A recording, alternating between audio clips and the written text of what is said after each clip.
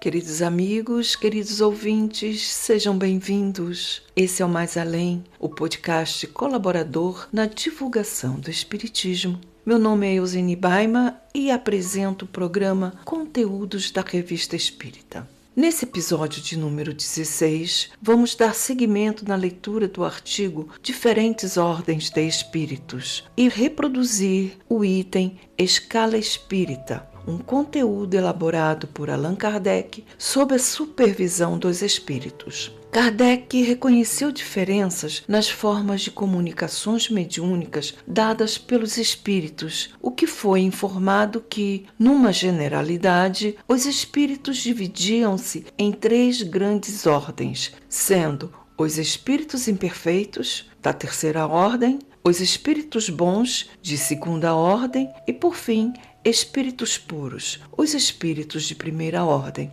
E esses, de primeira ordem, assumem o ápice da hierarquia espírita. Através da comunicação mediúnica, Kardec observou, identificou e classificou, adotando métodos para a elaboração da escala espírita que atualmente conhecemos e estudamos. Vamos então dar continuação na segunda parte do primeiro artigo do mês de fevereiro do ano de 1858, o ano 1 da Revista Espírita, o Jornal de Estudos Psicológicos. E passamos a ler a página 72 até a página 78. Escala Espírita. Terceira ordem. Espíritos imperfeitos. Características gerais. Predominância da matéria sobre o espírito. Propensão para o mal. Ignorância, orgulho, egoísmo e todas as paixões que lhes são consequentes. Têm a intuição de Deus, mas não o compreendem. Nem todos são essencialmente maus. Em alguns há mais leviandade, inconsequência e malícia do que verdadeira maldade. Uns não fazem o bem nem o mal, mas pelo simples fato de não fazer o bem, já denotam a sua inferioridade. Outros, ao contrário, se comprazem no mal e ficam satisfeitos quando encontram ocasião se lhes depara de praticá-lo. Podem aliar a inteligência à maldade ou à malícia. Porém, seja qual for o seu desenvolvimento intelectual, suas ideias são pouco elevadas e mais ou menos abjetos seus sentimentos. São limitados os conhecimentos que têm das coisas do mundo espiritual e o pouco que sabem se confunde com as ideias e preconceitos da vida corporal. Acerca dessas coisas, não nos podem dar senão noções falsas e incompletas desse mundo, mas em suas comunicações, mesmo imperfeitas, o observador atento quase sempre encontra a confirmação das grandes verdades ensinadas pelos espíritos superiores. O caráter desses espíritos se revela por sua linguagem. Todo espírito que, em suas comunicações, se trai num mau pensamento, pode ser classificado na terceira ordem. Consequentemente, todo mau pensamento que nos é sugerido vem de um espírito desta ordem. Eles veem a felicidade dos bons e essa visão lhes constitui um tormento incessante, porque os faz experimentar todas as angústias que a inveja e o ciúme podem causar. Conservam a lembrança e a percepção dos sofrimentos da vida corpórea e essa impressão é muitas vezes mais penosa do que a realidade. Sofrem, pois, verdadeiramente pelos males de que padeceram em vida, quanto pelos que causaram aos outros. E, como sofrem por longo tempo, julgam que sofrerão para sempre. Deus, para puni-los, quer que assim julguem. Podem ser divididos em 4 grupos principais. Nona classe, espíritos impuros. São inclinados ao mal de que fazem o objeto de suas preocupações. Como espíritos, dão conselhos pérfidos, sopram a discórdia e a desconfiança e se mascaram de todas as maneiras para melhor enganar. Apegam-se às pessoas de caráter bastante fraco para cederem às suas sugestões, a fim de induzi-las à perdição, satisfeitos por poderem retardar-lhes o adiantamento, fazendo-as sucumbir nas provas por que passam. Nas manifestações, os espíritos são reconhecidos por sua linguagem. A trivialidade e a grosseria das expressões, neles como nos homens, é sempre indício de inferioridade moral, quando não intelectual. Suas comunicações revelam a baixeza de seus pendores e, se tentam enganar, falando com sensatez, não conseguem sustentar por muito tempo o papel e acabam sempre por trair sua origem. Alguns povos os transformaram em divindades maléficas. Outros os designam pelos nomes de demônios, maus gênios, espíritos do mal. Quando encarnados, os seres vivos que eles constituem são inclinados a todos os vícios geradores das paixões vis e degradantes. A sensualidade, a crueldade, a malícia, a hipocrisia, a cupidez, a avareza sórdida. Fazem o mal por prazer, na maioria das vezes sem motivo, e por ódio ou bem, quase sempre escolhem suas vítimas entre as pessoas honestas. São flagelos para a humanidade, seja qual for a categoria social a que pertençam, e o verniz da civilização não os livra do opróbrio e da ignomínia.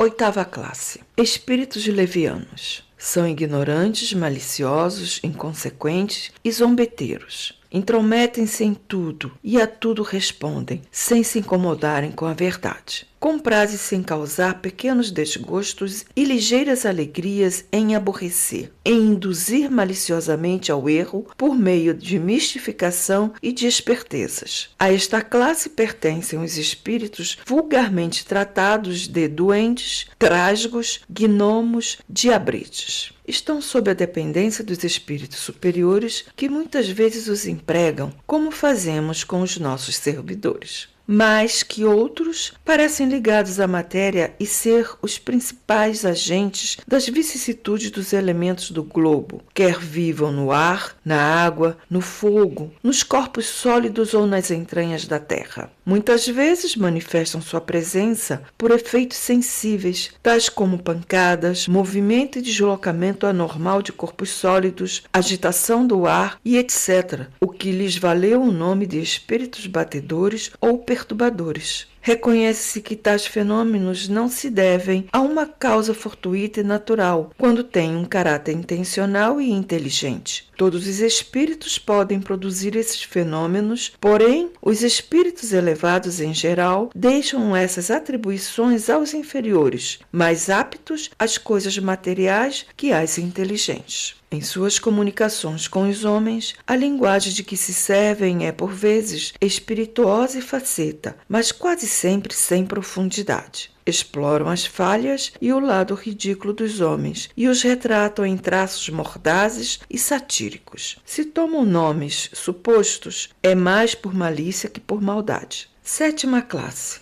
Espíritos pseudo-sábios. Seus conhecimentos são bastante amplos, mas acreditam saber mais do que realmente sabem. Tendo realizado alguns progressos sob diversos pontos de vista, a linguagem deles tem um caráter sério que pode iludir quanto às suas capacidades e luzes. Porém, na maioria das vezes, isso não passa de reflexo dos preconceitos e ideias sistemáticas da vida terrestre. É uma mistura de algumas verdades com os erros mais absurdos, em meio aos quais desponta a presunção, o orgulho, o ciúme e a obstinação de ainda não poderem livrar-se. 6ª classe. Espíritos neutros. Nem são bastante bons para fazer o bem, nem bastante maus para fazer o mal. Inclinam-se tanto para um como para o outro e não se elevam acima da condição vulgar da humanidade, quer em moral, quer em inteligência. Apegam-se às coisas deste mundo, de cujas grosseiras alegrias sentem saudades. 2ª ordem. Espíritos bons. Características gerais. Predominância do espírito sobre a matéria. Desejo do bem. Suas qualidades e poderes para o bem estão em relação com o grau de adiantamento que hajam alcançado. Uns têm ciência, outros a sabedoria e a bondade. Os mais adiantados aliam o saber às qualidades morais. Não estando ainda completamente desmaterializados, conservam mais ou menos, segundo a sua categoria, os traços da existência corpórea, quer na linguagem, quer nos hábitos, entre os quais se encontram mesmo algumas de suas manias. De outro modo, seriam espíritos perfeitos. Compreendem Deus e o infinito e já gozam da felicidade dos bons. São felizes pelo bem que fazem, pelo mal que impedem. O amor que os une é para eles fonte de inefável ventura, não se alterando nem pela inveja, nem pelos remorsos, nem por nenhuma das más paixões que constituem o tormento dos espíritos imperfeitos. Mas todos ainda têm de passar por provas até que atinjam a perfeição absoluta. Como espíritos, sugerem bons pensamentos, desviam os homens do caminho do mal, protegem na vida os que se tornam dignos dessa proteção e neutralizam a influência dos espíritos imperfeitos sobre aqueles que não comprazem em sofrê-la. Quando encarnados, são bons e benevolentes com os semelhantes. Não são movidos pelo orgulho, nem pelo egoísmo, nem pela ambição.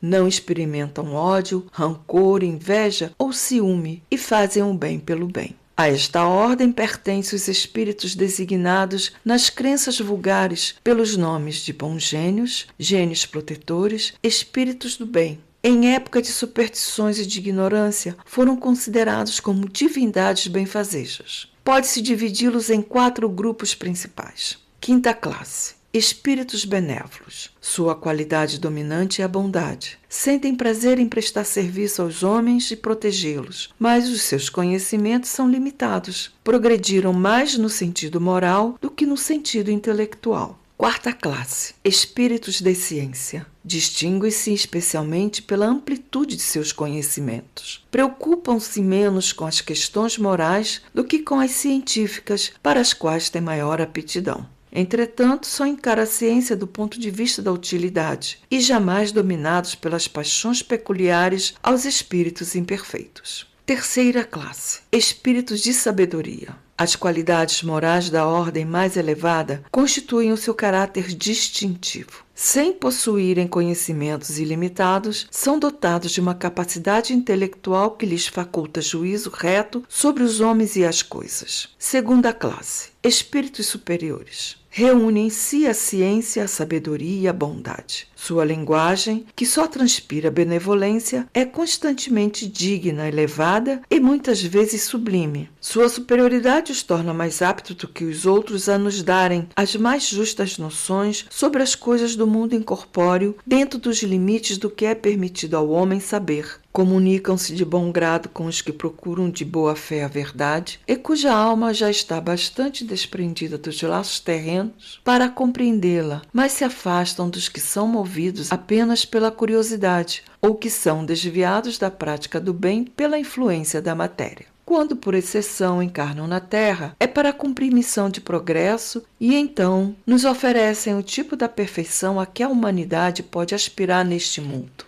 Primeira ordem. Espíritos puros. Características gerais. Nenhuma influência da matéria. Superioridade intelectual e moral absoluta com relação aos espíritos das outras ordens. Primeira classe. Classe única. Percorreram todos os graus da escala e se despojaram de todas as impurezas da matéria. Tendo alcançado a soma de perfeição de que é suscetível a criatura, não tem que sofrer mais provas nem expiações. Não estando mais sujeitos à reencarnação em corpos perecíveis, realizam a vida eterna no seio de Deus. Gozam de inalterável felicidade porque não estão sujeitos nem às necessidades nem às vicissitudes da vida material. Essa felicidade, porém, não é a de uma ociosidade monótona vivida em perpétua contemplação. Eles são os mensageiros e os ministros de Deus, cujas ordens executam para a manutenção da harmonia universal. Comandam todos os espíritos que lhes são inferiores, ajudam-nos a se aperfeiçoarem e designam suas missões. Assistir os homens nas suas aflições, estimulá-los ao bem ou à expiação das faltas que os mantêm distanciados da suprema felicidade, é para eles ocupação agradabilíssima. São designados às vezes pelos nomes de anjos, arcanjos ou serafins. Os homens podem comunicar-se com eles, mas bem presunçoso seria aquele que pretendesse tê-los constantemente às suas ordens, espíritos errantes ou encarnados. Quanto às suas qualidades íntimas, os espíritos pertencem a diferentes ordens que percorrem sucessivamente à medida que se depuram. Como estado, podem estar encarnados, isto é, unidos a um corpo no mundo qualquer. ou errantes, ou seja, despojados do corpo material e aguardando nova encarnação para se melhorarem. Os espíritos errantes não formam uma categoria especial. É um dos estados em que podem encontrar-se. O estado errante ou de erraticidade não constitui inferioridade para os espíritos, pois que nele os podemos encontrar de todos os graus. Todo espírito que não está encarnado é, por isso mesmo, errante, à exceção dos espíritos puros, que, não tendo mais encarnação a sofrer, estão no seu estado definitivo. Não sendo a encarnação senão um estado transitório, a erraticidade é, em verdade, o estado normal dos espíritos, e esse estado não lhes é forçosamente uma expiação. São felizes ou desventurados conforme seu grau de elevação e segundo o bem ou mal que hajam praticado. Queridos amigos, queridos ouvintes, o codificador, num trabalho de mestre, deu-nos uma melhor compreensão das nuances na hierarquia dos espíritos. Passamos por todos os graus, desde a sua ignorância até a sua pureza. Ou seja, em termos gerais, saímos da escuridão para, com consciência, alcançarmos a razão de si mesmo numa escala evolutiva até a luz. Portanto, ficamos a saber mais uma vez que o conhecimento é tudo e Kardec deixa o exemplo. O Mais Além encerra esse episódio, deixando aqui votos de luz e paz e um até breve, meus amigos.